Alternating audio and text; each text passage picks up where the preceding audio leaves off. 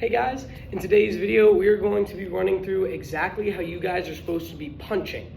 I know it sounds like a super simple thing. Many people that I know think that they can punch just right off the bat without taking any classes. And it's true. It's something that is super easy to learn. However, a lot of people can be doing very little or basic things wrong without even knowing that they're doing them wrong. So in this video, we're going to break down the specific things that you need to make sure you're doing, not only with your arms or with your hands, but with your entire body. That way, you can increase the speed and the power of your punches to make sure you're punching 100% correctly. First thing to know is how to make your hand into a fist. So what you want to do is open up your hand just like this. You're going to curl your fingers all the way down and curl them in tight. You don't want them to be out here like this. You want them to curl down and in tight just like this so that your nails are coming back on your hand. Then with this thumb, a lot of people get this mixed up. They'll either try and put it in the middle, which this is very, very dangerous. There's a couple different ways that you can really injure this thumb whenever it's in the middle, but the most important one is if you go to actually punch something with this thumb being in the middle, you can end up dislocating your thumb, and that's not, we don't want that happening, so make sure this is always on the outside. Next thing, it shouldn't come on top just like this. So if it's on top, it'll be hitting things before these two knuckles can even hit anything. So you want to make sure it's folded right in front of this fist, just like this. Not out straight, but folded just a little bit. That way you can have the perfect punch. Next thing, you want to make sure you're always hitting with these two knuckles. That is my index finger and my middle finger knuckle, these two. The reason why we do that is because the rest of the knuckles on your hand, these two, the cartilage isn't going to be able to grow back as fast or as easy. However, with these two, the cartilage can grow back much quicker. If you look at my knuckles, you can see the big difference in between them. My middle one being the biggest because it's had the cartilage build back over time. My index finger being the second biggest because same thing, as I hit with that one the second most amount of times, it grows back the second most amount of times. As you see, my ring finger and my pinky finger, the cartilage has kind of stayed lower just like that. And that is because I prioritize hitting with these two fingers. The more that you punch, the bigger that these knuckles are going to get. But if you keep punching with these two knuckles, they will stay the exact same and you will end up damaging or hurting them, not only in a short-term sense, but in a long-term sense if you're punching with them.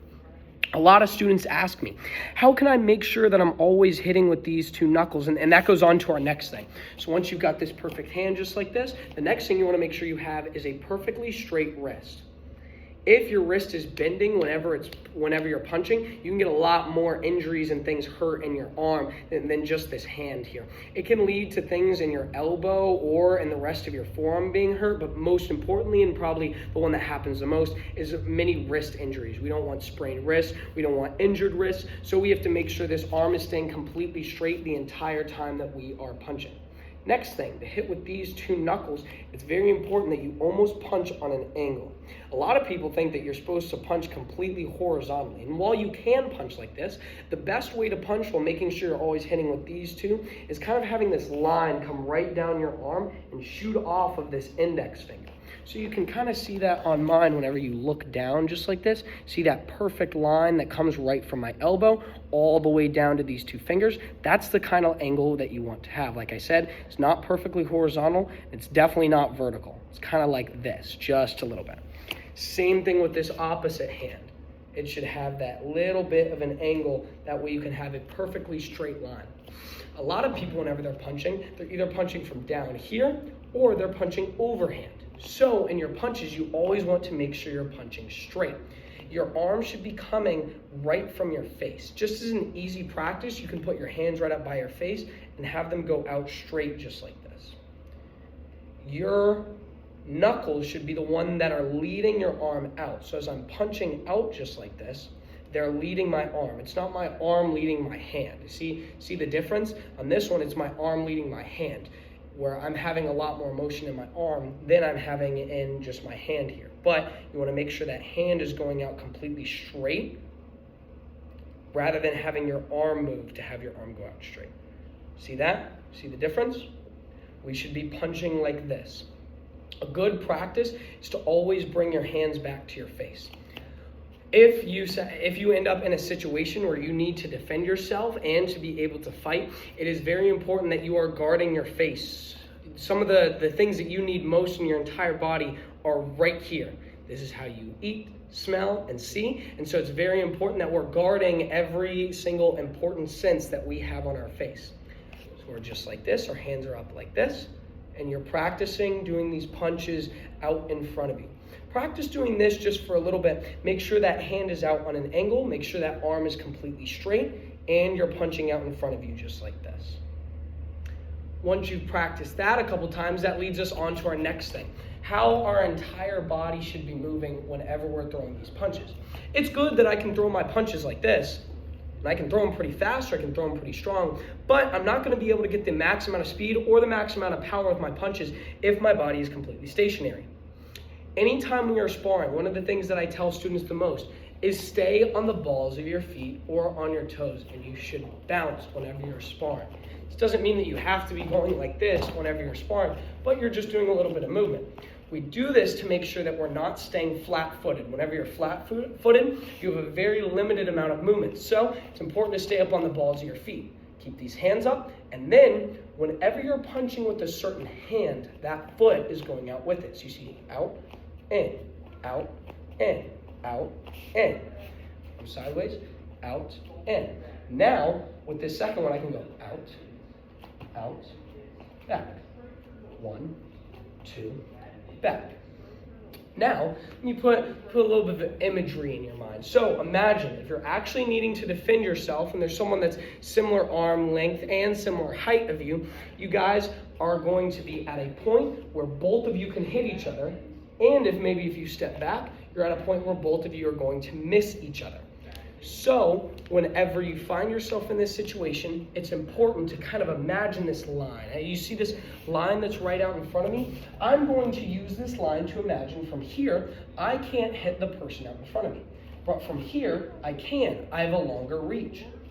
So as you're here, you want to practice moving in across this line quickly and moving back out quickly. So I'm going 1, 2, back, and I'm sliding back over that line. Same thing, 1, 2, back. A very good drill that you can work for yourself, learning how to do these very basic punches, is drawing this line out for yourself and kind of imagining you're going over this line as you're throwing your punches and then moving right back behind it. 1, 2, back. Next thing that we're going to work on is not only how your body's supposed to move either forward and backwards, but also what about the twisting part? Whenever you're throwing your punches, you don't want to keep your body straight on. Even if you're moving in and out, and this is good, if you want to maximize the amount of power that you're getting, you can get a much more power in your lower body and in your core. I used to play baseball. Whenever I'm swinging a bat, they told me that I was supposed to turn my foot and my hips and swing through. The reason for that being is I'm going to have a lot more power in my legs and in my core than my upper body. You have many more muscle fibers that are in these legs and many more muscle fibers in this core than you do in your entire upper body.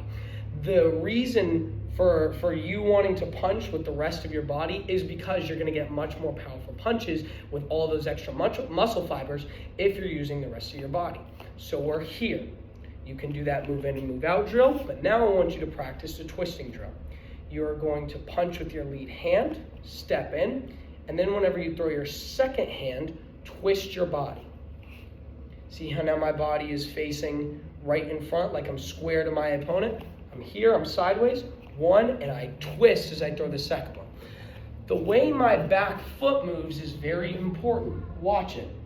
I'm going to step with the front one, but this back one is going to turn and I come up on my heel like this.